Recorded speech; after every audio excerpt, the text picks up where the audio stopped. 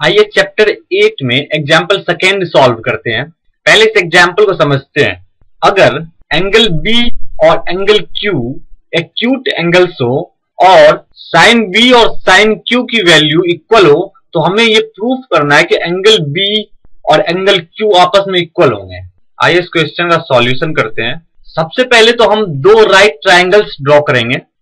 हमने दो right triangles draw किए हैं। फर्स्ट राइट ट्राइंगल है ABC और दूसरा राइट ट्राइंगल है PQR।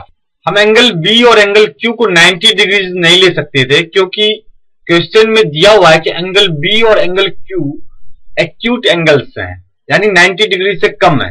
अब हमें प्रूफ करना है कि एंगल B एंगल Q के इक्वल है, जबकि sine B is equal to sine Q दिया हुआ है from question. In triangle ABC sine B is equal to ABC triangle में sine B is equal to होगा। हम जानते हैं कि जिस एंगल के कॉरस्पॉन्डिंग हम रेशियो निकालते हैं उस एंगल के सामने की साइड परपेंडिकुलर होती है, यानी एंगल B के सामने की साइड AC है तो ये परपेंडिकुलर होगी। सबसे लंबी साइड हाइपोटेन्यूज होती है, इसे हम स्मॉल h से डिनोट करते हैं। परपेंडिकुलर को हम P से डिनोट करते हैं और जिस लाइन पे एंगल फॉर्म होता है वो बेस होता है, या फिर तीसरी साइड जो बच जाती है उसे हम बेस कहते हैं, इसे हम स्मॉल b से डिनोट करते हैं। इसी तरह ट्राइंगल PQR में PQ हाइपोटेन्यूज है, PR Q के सामने की साइड है।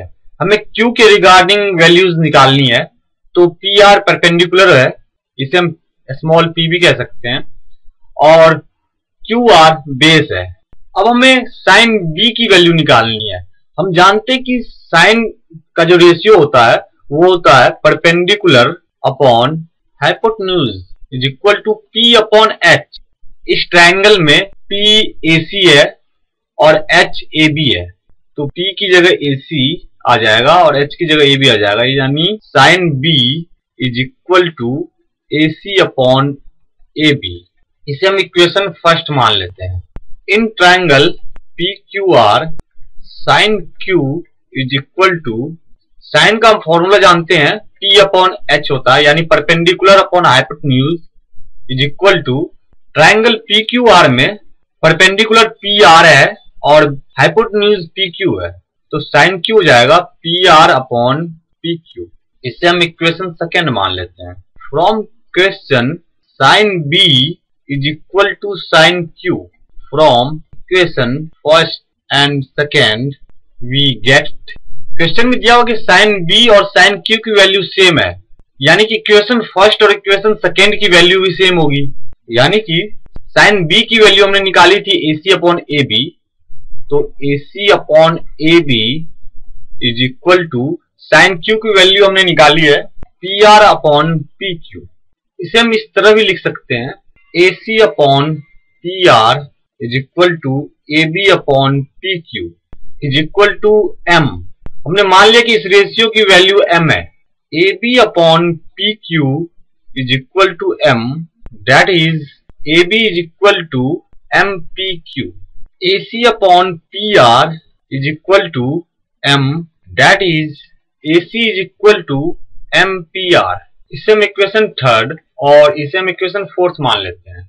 Now using Pythagoras theorem, Pythagoras theorem से हम जानते हैं कि h का square is equal to b square plus p square, h square is equal to p square plus b square, यानी हाइपोटेन्यूज का square is equal to perpendicular का square plus base का स्क्वायर।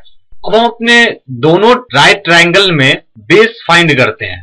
ट्राइंगल ABC में base BC है, तो BC is equal to root under AB square minus AC square.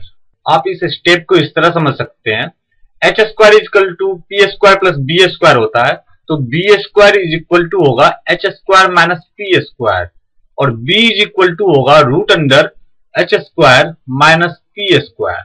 तो यहाँ base BC है, h की वैल्यू AB है और P की वैल्यू AC है, तो BC is equal to root under AB square minus AC square is equal to AB की वैल्यू हमने निकाला है MPQ और AC की वैल्यू निकाला है हमने MPR, तो root under M P Q का whole square minus M P R का whole square from equation 3rd and 4th is equal to M square common आ जाएगा P Q square minus P R square is equal to M square root से बाहर आके M हो जाएगा M root under P Q square minus P R square. BC की value आई है हमें M root under P Q square minus P R square, इससे हम इक्वेशन 5 मान लेते हैं। अब ट्राइंगल पी क्यू आर में हमें बेस फाइंड करना है, यानी क्यू आर की वैल्यू फाइंड करनी है। In triangle P Q R is equal to root under hypotenuse का स्क्वायर माइनस परपेंडिकुलर का स्क्वायर। हाइपोटेन्यूज यहाँ पी क्यू है और परपेंडिकुलर पी आर है, तो root under P Q square minus P R square, that is Q R is equal to root under P Q square minus P R square. इससे हम equation 6 मान लेते हैं। Equation 5 divided by equation 6। Equation 5 को equation 6 से divide करने पे BC upon Q R is equal to M root under P Q square minus P R square is equal to root under divided by root under P Q square minus P R square is equal to M.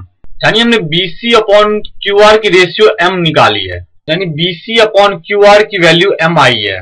इससे पहले हमने AC upon P R is equal to AB upon P Q को m माना था।